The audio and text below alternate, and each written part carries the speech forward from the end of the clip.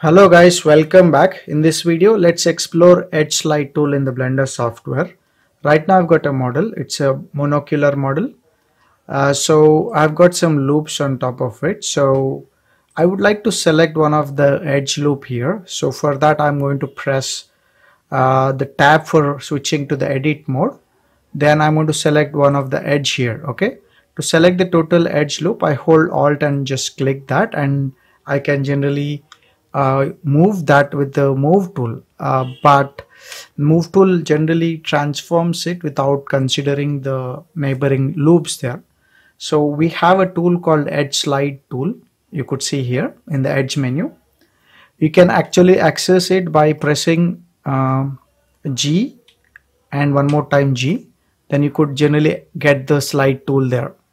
So you should be able to see when I'm moving it close to the left side, it's taking the shape of the left loop.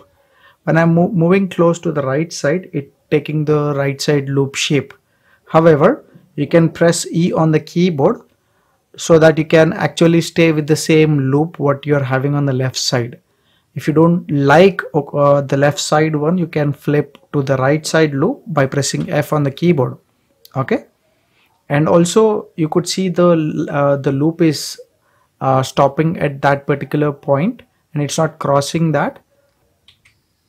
So when I'm moving, I need to just press C on the keyboard and then it slides over the lines here, and it's not really considering the neighboring loops there. It's just moving above that, and that's happening because I've switched off the clamp option. I can switch it on back by pressing C again. Okay. I can press Alt also for switching off the clamp option. If I release that, it's not going to, go beyond that loops there.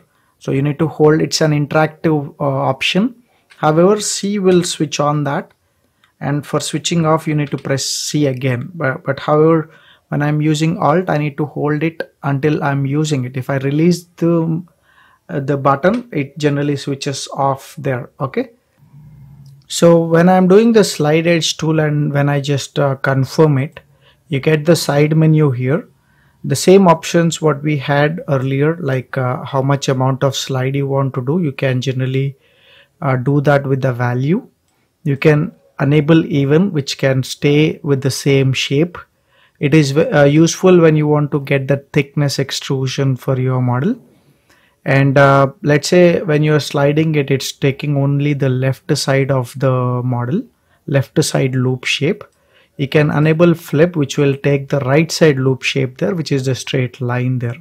You can enable the clamp option, and we have the correct UVs, which will not distort the UVs when you're moving that edge loop if you have done the UV unwrapping there.